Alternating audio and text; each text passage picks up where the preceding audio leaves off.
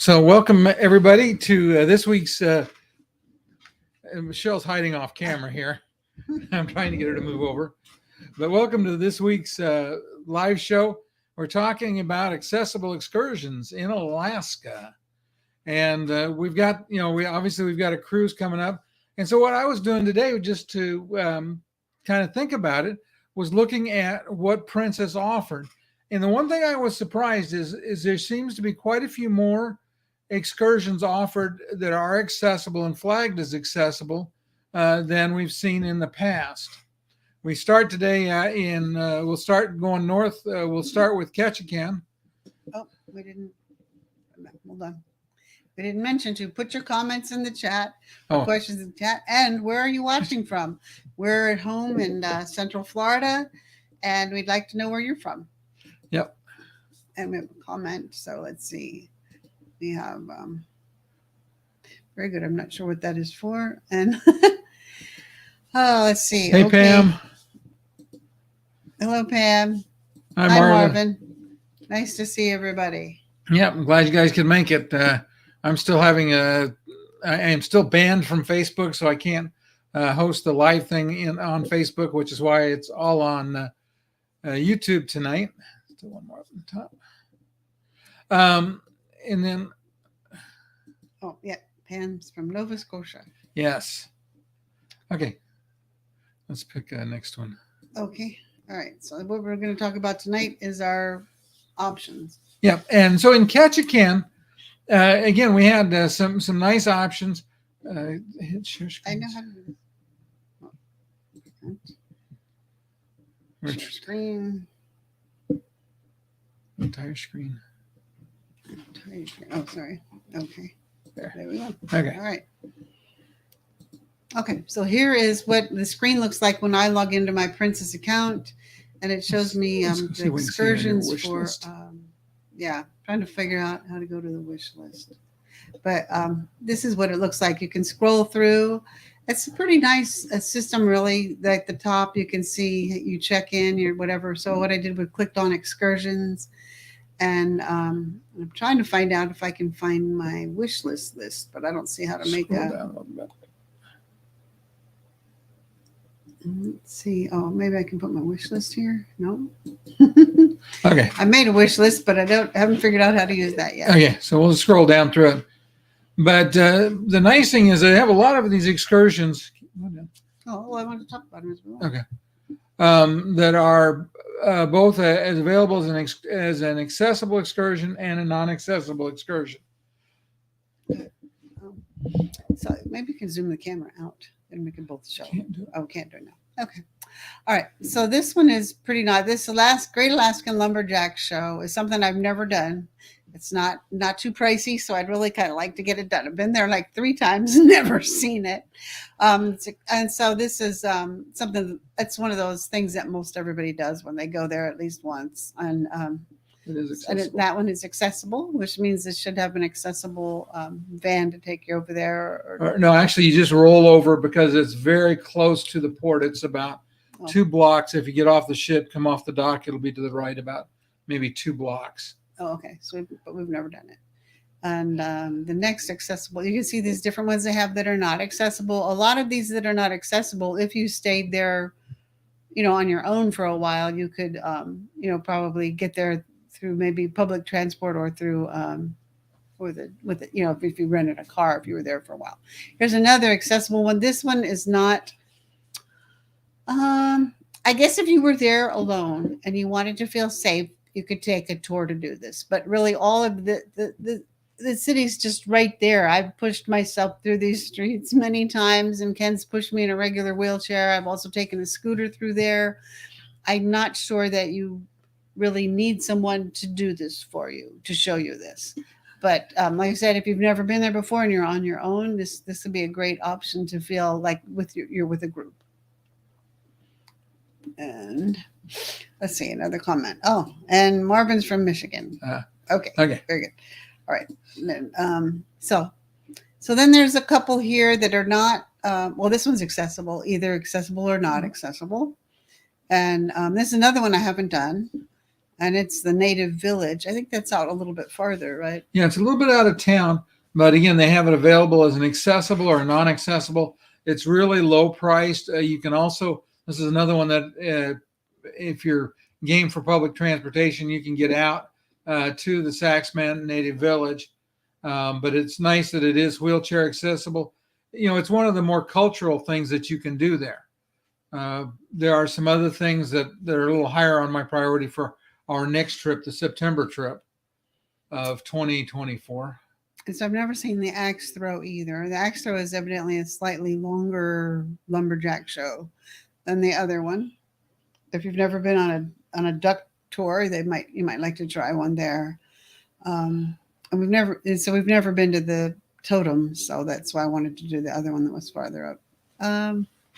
So then there's just many others, but a lot of these, as you go down, they become more strenuous. You'll notice. This rainforest, is that the one where we went before? One of these takes you to rainforest that we went to before. Yeah, and even has the same photos. The one that we took the boat to, it's on here. I don't remember which one it was. Yeah, it looks like the zip line there doesn't look too accessible to me. You can add a crab fest to the lumberjack show, but it's not accessible. And this might be it. I'm not sure. This might be the one. In Ketchikan, one time we did it. No, it's not that one. There's a different one. Let's see. And so these are, none of these are accessible. I'm just scrolling through them. Jeeps, cruise and a beach bonfire, again, not accessible. But these are options. I want to do this. This is one. This one's one we've done. We've done this one. This one we highly recommend. Probably won't do it again ourselves since we've already done it. But it was a lot of fun. And that was one of Cheryl's favorites in Alaska. And it was one that she absolutely thought she wasn't going to like at all. And then when we went and did it, it was incredible. We had a lot of, and we have other videos where we've talked about that. And it was very nice, fully accessible. You just roll your wheelchair up the ramp, get into the boat. The bathrooms are accessible. That's really, really nice. And we highly recommend that. Okay. Yeah, let's see. We need more accessible zip lines. Yeah, exactly. We do. You're right. But some of these up here, I've looked at the pictures and the photos, and they have you just landing on like logs that are sitting sideways, and it all just looks really tough. So this one would be fun too, I think. Although I think we went through the Misty Fords to get to that rainforest that we went to. No? Oh, okay. No, this is one we've never done. And this one is really cool because Misty Fjords, there's really only 3 ways you can get into Misty Fjords. Actually, I'll take that back. There are 4. A really small ship can get up in there and cruise into it. So like some of the coastal cruises that operate out of Juneau, or some that even go out of Seattle, but they're very small ships like American Cruise Lines. And there's one up in Alaska that that lets you can go in there and do that. That you can fly in and either a helicopter or a boat plane, a seaplane up there, or you can do this Misty Fjords. And this is actually run by Allen Marine. I had a chance to visit with one of the representatives from Allen Marine. We'll see another one of their tours in Juneau, but their ships, they're accessible. They have accessible bathrooms on board. Now, obviously, you can't get upstairs with them, but you have the lower area where you can be inside out of the weather, and still get to see everything that's happening. So that's a great choice. That's on my list for the September cruise because we've never done it. And obviously, 5 hours of footage will make lots of little videos. That'll be hard for me, 5 hours. But anyway, it's on our wish list. And then the rest of these kind of combine. You'll find as you go down, they get more expensive, but sometimes they're just a combining of the different things. So if you wanted to do more than one thing, you don't have to worry about booking 2 different things. They always have fisherman things in Alaska. These now you're getting into the really more some of these are not too difficult. This is only a moderate activity. Some of these Animal Planet things, if you could manage it, sound really fun. Yeah. There's a moderate activity. another sport, fishing. But even for me, that's not really accessible there. Okay, so this is one thing that's really interesting because you notice it said Cook My Catch is available on this excursion. And Cook My Catch is one of the unique things that Princess does on their cruises. So if you go off and you catch salmon or halibut or something, and you want to cook your catch, you can bring it back and the chef will prepare it for you. So I thought that was pretty cool thing. Here's another. There's a lot of Discovery exclusives. There is a partnership with Discovery Channel and Princess, so I think that is really pretty slick. And then you have your flight seeing and Crab Fest combination there. This one also sounds really neat, but I think it says it's a moderate activity, so I probably can't do that. But that one sounds really nice. Fishing again. And this one's also moderate. So I think that was it for Ketchikan. So but anyway, there's like 4 that are listed as accessible excursion.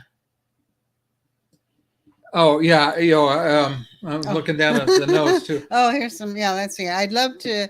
Pam says she'd love to do that. Deadliest Catch. Yes, that was really great. You'll love that. Yeah, they're they're really labeled, and when it says accessible, it doesn't mean there's a lot of them though. So it's another one of those things. If it's something you really want, you might really need to book it early if you definitely have to have accessible. And Marvin says, love how well identified the excursions are. Yeah, wish they all did that. Yes, that would be nice.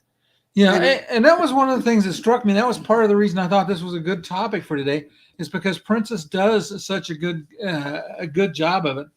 No, there's a couple of other things that Princess does, that I think are unique. Is they do a lot of locally sourced food on board the ship. So there was an announcement this last week about new menus, and salmon's going to feature in a lot of the new menus, and it'll be locally caught salmon. And if you've never had locally, or fresh ocean run salmon, you compare that to the store-bought stuff you get, it is just not. It's almost like it's different fish. We used to get ocean run in California, and it was just amazing how flavorful they were.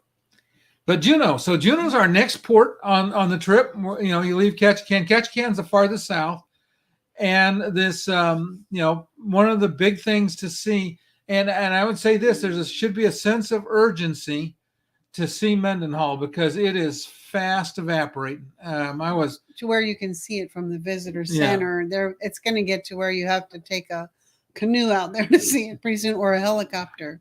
Yeah, it is definitely melting back. The next one I think is accessible. Okay, yeah. So, I just wanted to talk about how we've been to Mendenhall, and you can take.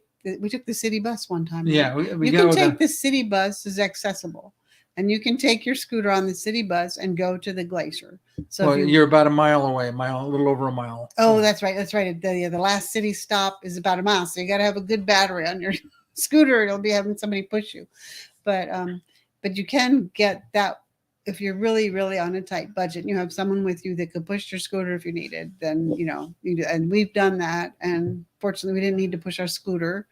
And it was a nice little day trip and we've never taken an excursion with it because I don't think it was accessible when we went the way we went the last time, or else it was sold out already. So we took the city bus, and that worked just fine. Yeah, and then the time before we had friends take us, I think we might have the very first time, but I'm not positive. But anyway, so Mendenhall is one of those things that should be on your to-do list. There are several departures for the glacier trip. Sometimes you can get them combined together, but in this case, we know that they have an accessible bus to get you out there. So that makes it doesn't look this big anymore. It's really gone down a lot. It's harder to see. It's getting farther and farther faded into the background. And Pam, this is Here you go, Pam. Pam, this one is just for you. You and Cheryl can go on this one. It's a short roll from where the bus lets you off on the from the cruise port. Depends on which dock you are. Some of the ships dock right in. Others you have to take a bus to like the transit center. But at the transit center, it's right there. It's where we get on this tram to go up to the top. Yeah, we watched it going up and down when we were there, and Ken was like, "We need to go do that," and I just didn't. I don't know how much it costs if you just buy a ticket there. I don't. Yeah, you honestly can don't buy know. it. That's one of those things you can do on your own. Um, and I would say that most of downtown, you can get to some of the museums and stuff in downtown Juneau that easily from either from the dock or from take the bus. We did that. We just happened to be there on a day when everything was closed. It was a holiday, and I'm like, this is a tourist town. You don't close. You because it's a holiday. You don't close. But some of them are state, I think, and that's probably why. But anyway, so the tram you can do on your own. Oh, then Pam made a comment here about hoping to see the salmon run. I was just looking that the salmon run is in August and September, so hopefully that'll be pretty good. And let's see, Pam says, oh, she did it with her hubby. Coming down was way scary. Oh, wow. I wonder why going up was not as scary as coming down. But either way, it sounds scary to me. Yeah. Okay, let's see. So then they have some simple things like a salmon bake. Although I don't know. Anyway, yeah, they do have fantastic salmon in Alaska. Yeah, and I would say the reason most of those salmon bakes is they're outdoors and there's trails. Now, you might, depending on your scooter's capability, you might be able to make it work. If you can walk a short distance, you might be able to make it work. I think part of the problem is getting transport out there. Okay. Okay. So here's one that you're not going to think is accessible. But it is. Wheelchair accessible mine tunnel exploration. Were we going to do that, but we didn't have time? Something. No. Yeah. Okay.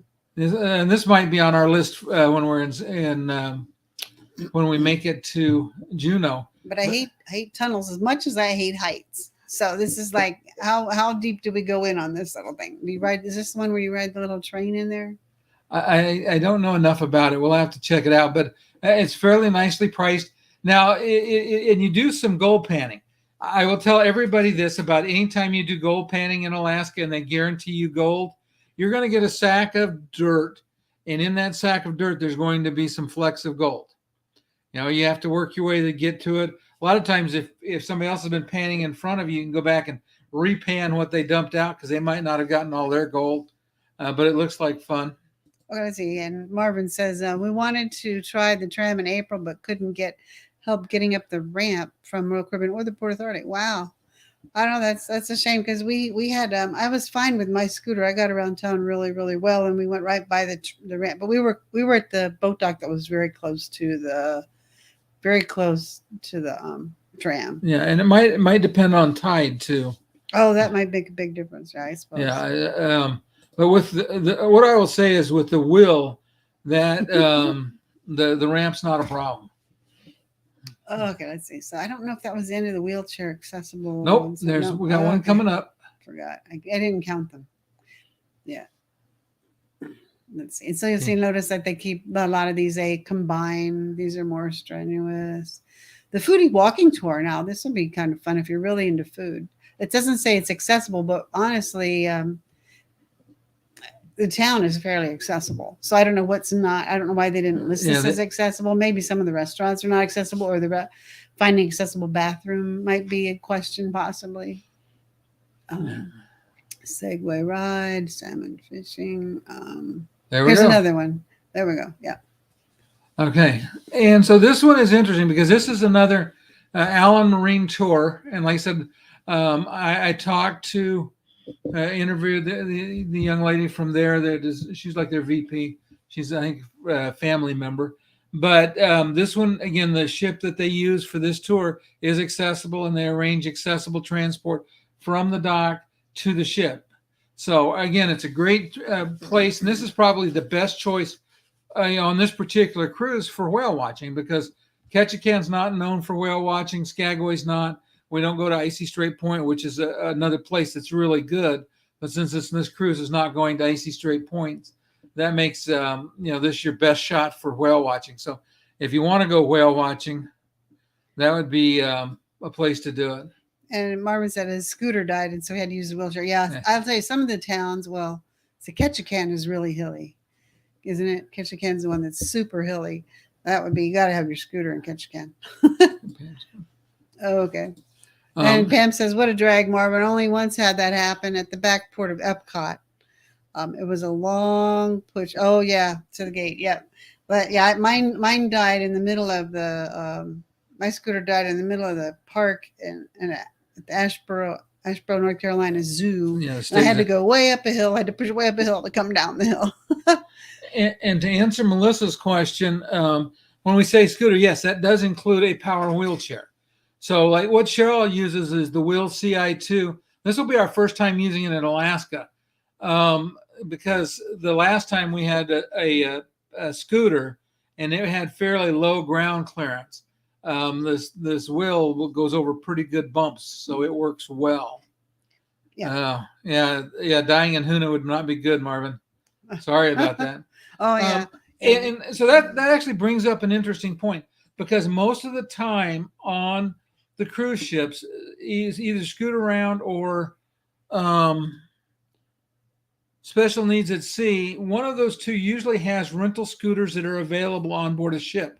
So if you ever have your transport die on you, I would ask the purser's office to see if they have a rental scooter available. I know that in many cases they do, so I would ask about that. It's a great emergency. And I think that was the last of those there. Let's see. So Marvin's asking Melissa, do you like the quantum? Oh, well, you have to ask her. Maybe she'll answer here in a minute. Oh, quantum upright chair. Oh. Yeah. Oh, okay. Yeah. She says that her husband uses a quantum upright. Okay. Yeah. It's nice to get all these tips from each other. So yeah, I appreciate all the chatter in the audience. By the way, do me a favor and hit the like button, everybody, if you would. That way YouTube knows there's some value in it. And if you're not subscribed to the channel, I always appreciate it if you do. You can tell if you're subscribed by looking at your subscribe button. If it's red, you're not subscribed. If it's not red, you are. Oh, and sorry, I forgot to change my tag. So we've been doing Juneau multiple options here for the last couple minutes.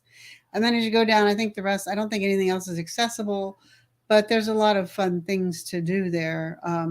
Now, one time for the sled. Go down one more of this, because it says there's evening whale watching, okay. and that is accessible as well. Okay. I am not sure about that as far as the evening whale watching. Depends, I guess, on how long you're in port. I didn't look at our port times for this cruise, but it is one they're offering for sale. So we might be there long enough to be able to benefit from that. Yeah, Animal Planet recommended, so it sounds like it's probably a nice one.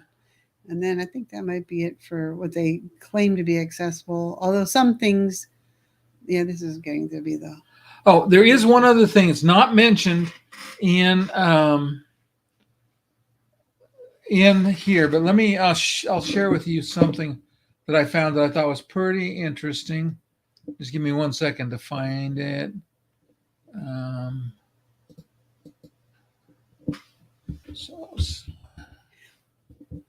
was going to say that this one here I thought was interesting. If you can do a long day and if you're not really tied to your wheelchair, this one is a Tracy Arm Ford and Glacier Explorer cruise, which sounds really nice too. Okay, so this is Sylvia Longmire. She's disabled. She's paralyzed. And I'm just going to play this little video because I thought it was so cool. Should hide that. And let me know if you guys can see this video.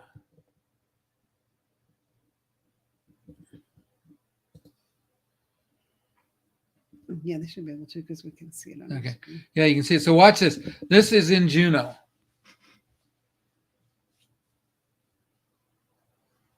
That's a wheel. That's a wheel like the scooter I have. Is the one she just got off of. Oh, that's pretty cool. So that's pretty nice. You can close that tab now. I don't need it. Okay. But anyway, so that is one of the things that is possible to do in Juneau. Let's go to Skagway. Oh, here's Linda Dunham. My maiden name is Dunham. Hello. Nice to see you, Dunham. Okay, I carry a spare battery for my chair. Yeah, yes, we do that for mine too now. And as regards the quantum, Melissa says they love it. They got it covered by insurance. They call it the Cadillac chair and saw the real cost was, sorry about that. And sorry that so it's going to warn me. Yeah, they're not. Princess isn't going to waste their time on. Oh, it should be fine now, probably. Yeah. Okay. Okay. So she said hers is the Cadillac chair, and the real cost. Oh wow, the real cost was 30,000. Wow, that's a lot. It's out of my budget. Yeah. But yeah, so in fact, I looked at some of the limits for being able to board was like 600 pounds, chair and passenger. So that should handle most situations. I mean, there might be some that are over that, but okay. So these are our excursions in Skagway, and Skagway, I'm going to say is. Do I have? Yeah. Oh, we don't have Skagway up here. Oh, sorry, I didn't put Skagway on. We don't have a Skagway banner. Oh well, we'll just have to know it's what it is. We're talking about Skagway. Skagway has got a lot of really cool options. First of all, the town of Skagway is perfectly flat. There's just, I mean, it's really, like I said, flat as a pancake. Okay. Go ahead. Okay. I was going to get you to pull this down. So this is a bus tour to the Klondike Summit. I would say that if you want to do a tour where you can stop and take pictures and stuff, I would rent a car. We've done that a couple of times, rent a car and go up into, because you can get to the world's smallest desert is up there. You can get to Emerald Lake, which is amazing. There is an accessible dog sled experience on the way up toward Carcross, which is where the smallest desert is. It's Carcross Desert. So there are some things to do. And if you can't get out, if you can't, deal with traveling a little bit outside your car, they'll actually bring they use a utility, 4-wheel drive utility vehicles, a little ute. And so they'll bring that up right next to the car. So you'd have to be able to transfer from the car to it, but you don't have to be able really to walk any distance at all. And as long as you could stand up with some help, you could probably make the transfer in. And that was amazing. We took our granddaughter and did that. We had an absolutely great time with it. You get to play with the dogs, and they tell you the story. The lady that has this, she actually runs in the Iditarod and other long races, and it's really a lot of fun. Yeah. Now this Gold Fever experience and Alaska sled dogs, it is not, you don't get to ride behind the dogs. Whereas the one up I was telling you about it we drove by and went in, you can actually ride behind the dogs. This one, they'll introduce you to the dogs and you can play with the puppies. Though one of the cool things about Princess, and Princess just does Alaska one notch better, I think, than anybody else. I love Princess Cruise Lines. We've had some great experiences with them. But in Alaska, they do some really cool things. One of the things that they do that I love is they bring sled dogs on board. They locally source their food, so you're getting fresh salmon and fresh produce from the area. You have the ability also to they'll have a naturist on board that will when you go into Glacier Bay, so you'll have somebody to narrate that. It's like a park ranger that'll talk about it. Okay. And then, so we see, and then Melissa would love to see the dog. The dogs are fun. And the thing is that they let you hold the puppies that they're breeding to run in the next Iditarods or in the next few years. So that's pretty nice. Now, back to the Quantum, another note from Melissa is that weight is a consideration. The Quantum itself is 300 pounds. So she wants to know, is the 600-pound limit for the cruise or the small excursion boat? Actually, in most cases, it's for the lift on the vehicle that they would use to get you to the excursion boat. Because those lifts that load you onto whatever you're doing, there's a limit, and the ones that I saw did list 600, so that might be a consideration. I would say this: the deadliest catch is just a ramp. That wouldn't be a problem. Yeah, that one wouldn't be a problem. The Allen Marines, if they're docked right in town, probably wouldn't be a problem. The bus might not be a problem to get out. I don't know.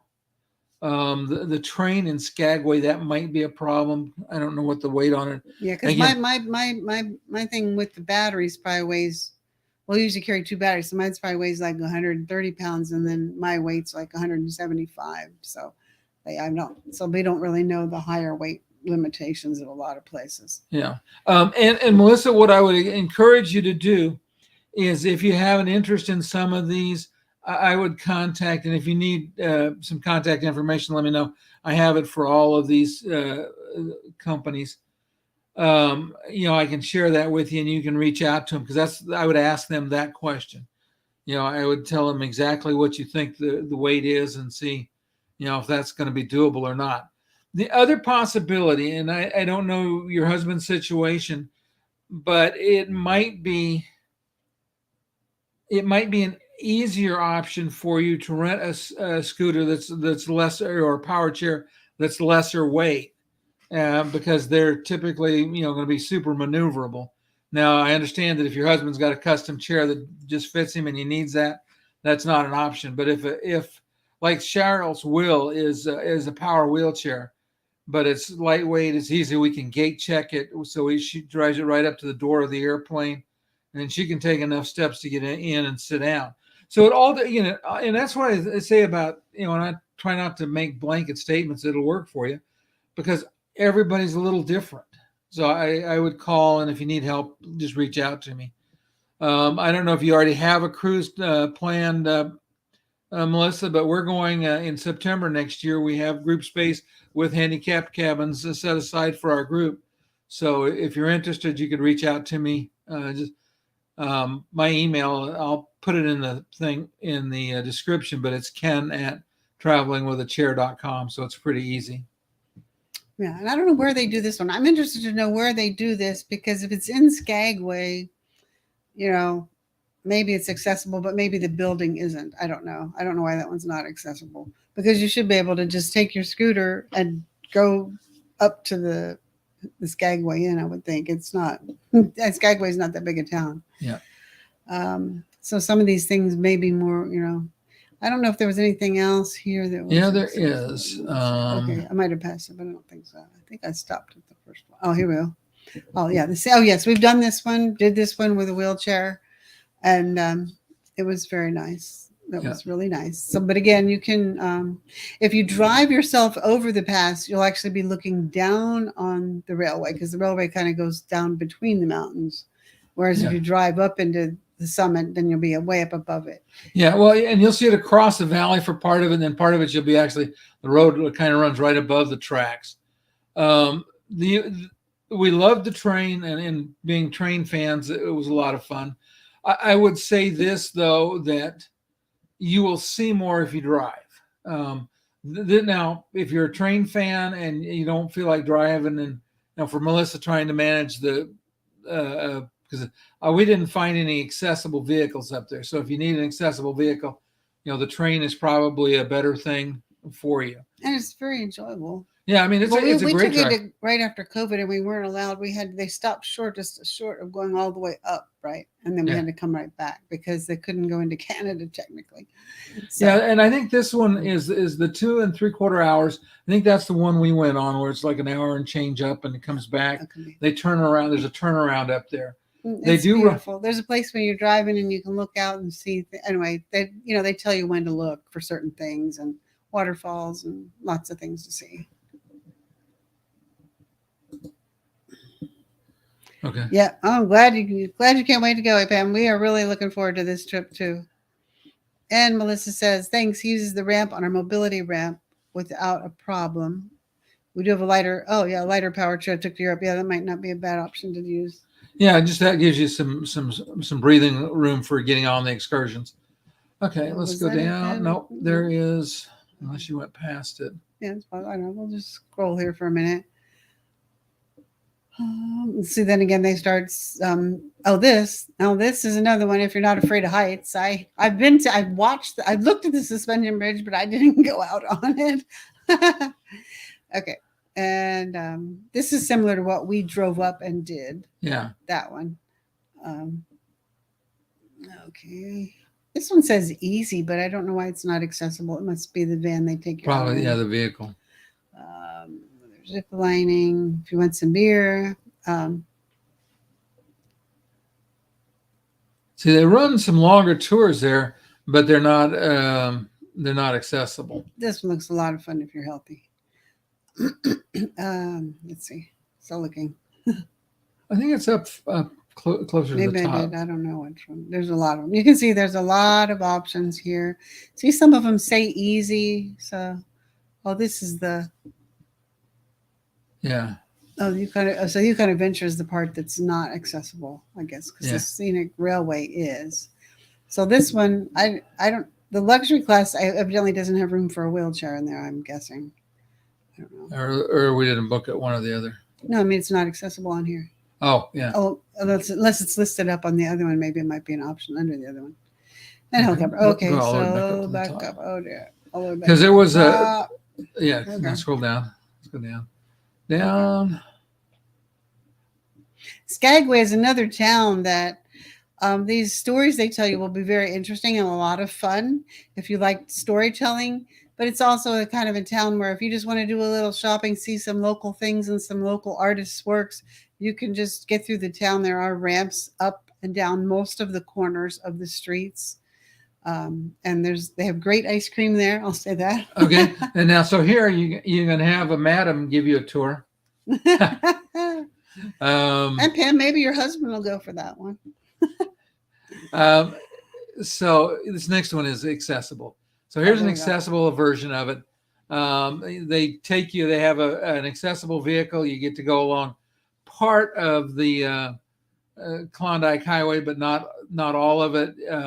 There is a show in town that's the Days of 98 show.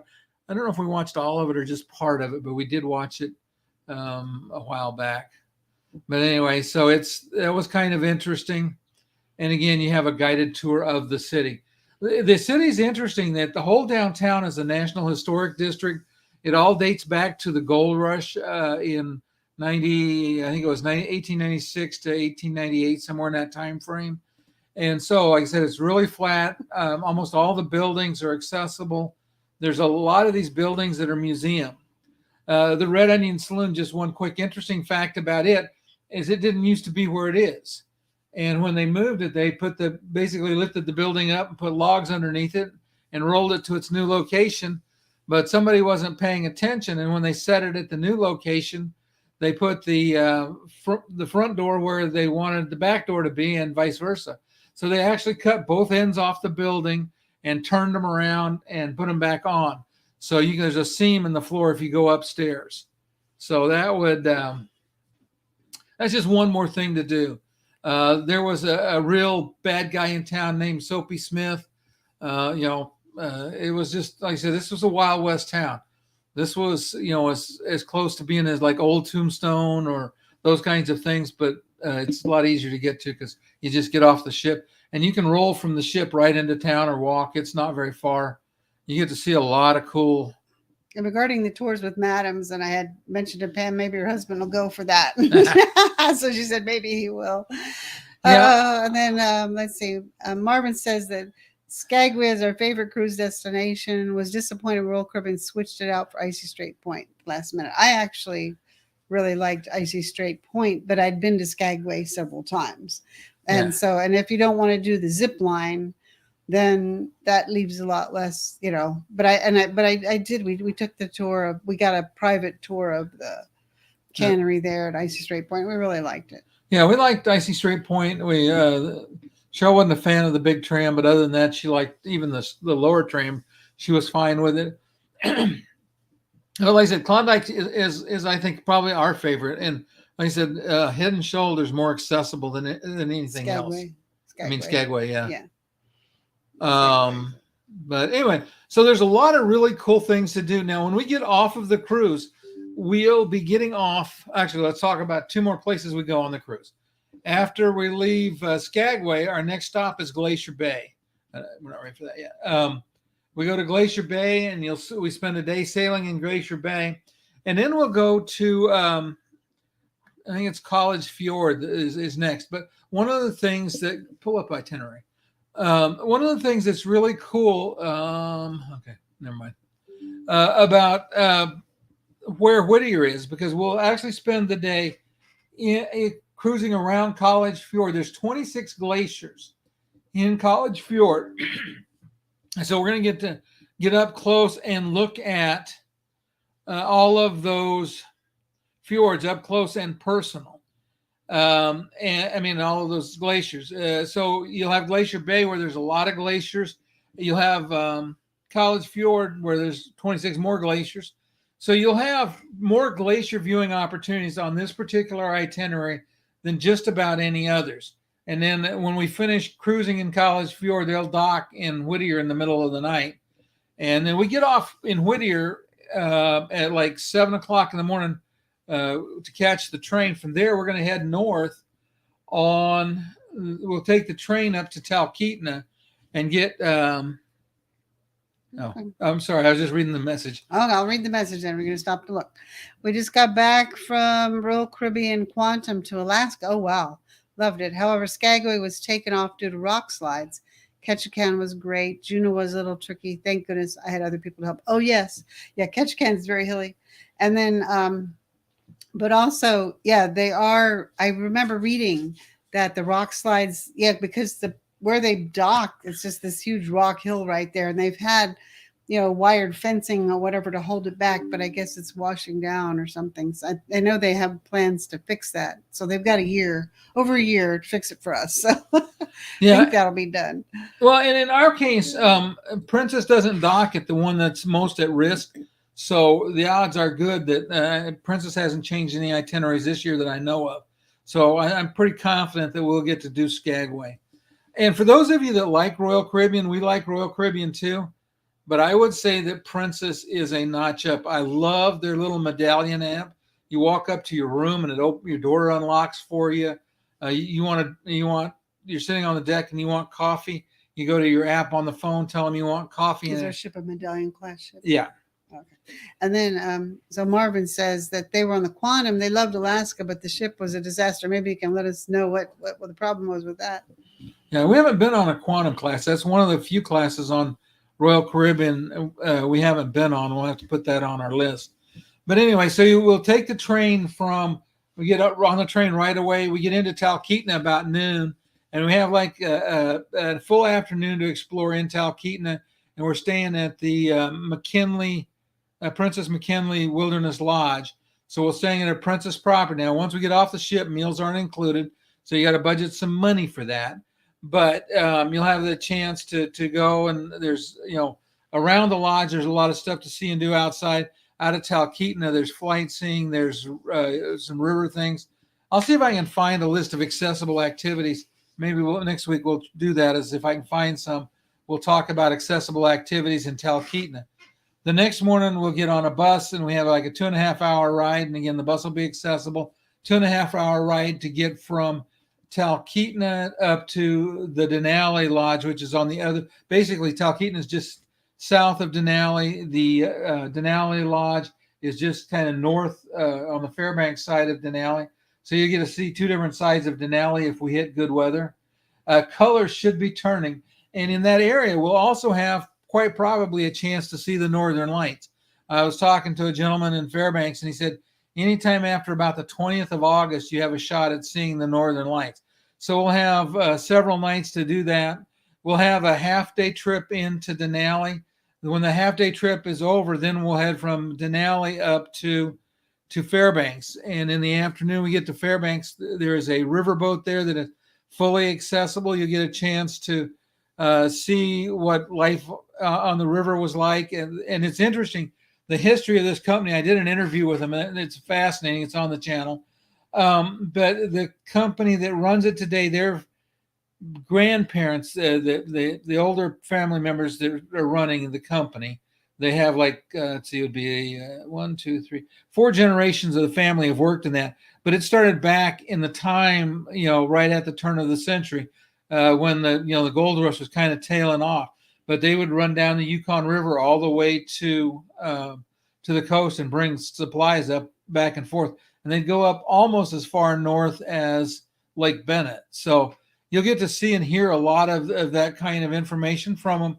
They have a simulated Indian village that was built, and there are docents or guides there to tell you about life in the village. You'll see a seaplane take off. All of those kinds of things you'll get a chance to see. If you stay an extra day in Fairbanks, there's also another mining exhibit and another train you can ride. I'm sure we're going to stay at least one extra day in Fairbanks to get to see that. Let's see. Oh, so we have Pam said that they did the Princess last year, and they docked right by where the rock slide was. Oh wow. Okay. So yeah, we'd love to see the lights too, because we've been there. We've always gone in the spring, and there's no chance of seeing them then. Yeah. And Kelly says, Marvin, I'm sorry. The quantum was amazing for us. You don't have to open a door anywhere, and the people are epic. My biggest complaint was tour buses. Nowhere Ketchikan or Juneau were accessible. Yeah. Yeah, that's a shame. But yeah, that we're giving the word out though that more people want accessibility. Yeah, and I will share your comments, Kelly, because I know the guy that's the head of the ADA with the Royal Caribbean, and I'll check on excursions because they might have some new ones this year. Okay, that is not correct because they do accessible buses up there. In fact, I want to say they kneeled the bus for the city bus. I think kneels, and it's got a ramp that pops out of up by the driver. Yeah, in Juneau. Yeah, in Juneau, that's what we rode. Same thing in Ketchikan. So, if the city buses are accessible, they should be able to find accessible ways to do it. Nothing else, charter a city bus. So anyway, like I said, that's we'll try to find out a little more about it, but we'll have the day until pretty much 24 hours in Talkeetna. Then we'll have about 24 hours at DeKinley at the Denali Lodge, but half of that's a tour into Denali, and then from there we'll go up to Fairbanks and 2 nights in Fairbanks. So we're looking forward to it. I think it's going to be a great trip. Actually, I take it back, maybe 1 night, 2 days in Denali. But we're looking forward to it, and we thought we'd share with you the accessible options that are available. And again, even if you don't go with us on this trip, you know that now there are a lot of accessible options. In Juneau and in Skagway, you can book with Allen Marine directly if the ship doesn't offer an accessible excursion. So that's something to keep in mind. Is Allen Marine in both places will do accessible excursions. So it's just again something to think about. One thing I would like Princess to do about accessibility on their website is to say how many accessible spaces there are, because if you're looking and you're book a year out and you find out this thing you're really kind of interested in doing only has one accessible seat, then you want to go ahead and book it immediately. If, however, they have like 10, then you might say, I'm going to think this over for a little while. But that's what I'm curious to see, is how many can really get on fully accessibly. Well, and that's one of the things I would say for anybody that needs accessibility in Alaska. One of those things I would keep in mind is book as early as you can book. It's like for the trip we're doing in 24 in September. The deposit's not very high, and it's refundable till June of next year. So you can claim a space and hold on to it to see if you can make it or not. If you can't make it, then you can cancel it. Same thing with the excursions. You can go ahead and put your name on an excursion and grab it, and then if you can't go or you change your mind, you can let go up to a certain time frame before the cruise. And by doing that, you start to get the best options. The same thing for accessible cabins. A year out is probably the minimum time I would look to book for, unless you're booking kind of off season. Like September's not really peak season, so we were able to secure some for the group. I think we have 4 or 5 accessible cabins that are marked for the group, because that time of year is not really critical. Last year when we went to Alaska, we had to go in a non-accessible cabin just because when we were on Royal Caribbean, it just didn't have the space. Our room worked okay, but Well, Melissa says that she had trouble, in the European cruises. I know that we have not done Europe yet because of my problems getting there and everything, but we do hope to one day. But she says the Royal Caribbean was wonderful with what they had. Thanks. I knew that it wasn't kosher What was his name again? Oh, you want? I'll put my email. Put it down in the. I loved comment. Alaskan. Can't wait to go back. Okay, so do what? I'll put your email there. Yeah. Okay. I'll type it in for you. She's going to type it in, and I'll try to make sure it's in the description as well. You wanted it that one? Are you going to Yeah. read that one? Yeah.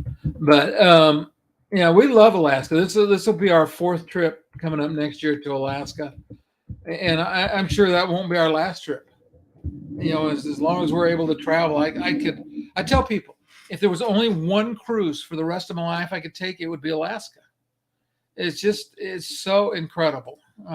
It's the one cruise I tell people that splurging on a balcony is probably worthwhile. Though it's not bad usually to sit out on deck. We've had to do that when we weren't on a balcony. I've stood out in the rain and trying to do photographs, and I did that one time when we had a balcony, and I was like, in hindsight, I was like, boy, that was just dumb as dirt. But anyway, you live and you learn. Okay, well, we appreciate everybody staying with us. You guys have been great tonight. Again, do me a favor, if you haven't hit the like button, do me a favor, put that. I appreciate all the comments and all the questions. We love to have everybody with us every week. It's so nice. We enjoy it so much. I will work on finding out what I can about Talkeetna and Denali and Fairbanks, you know, the accessible options. I do know Fairbanks is fairly accessible. I do know that if you want to go out to Chena Hot Springs, they have accessible hot springs out there. So we'll work on collecting all that data for you and share it next week. Thanks, Pam, for saying it's such a great live as always. But getting pumped up. Yep. So, and I wish I could afford a balcony. Yeah, balconies are nice in Alaska, definitely. And they are pricey. And we've done it both ways and still had a good trip both ways. Yeah. Still a great trip. Okay. And we will let everybody go. You guys have a nice week. We'll see you next weekend. Thank you, Pam. Thanks, everybody. Good night.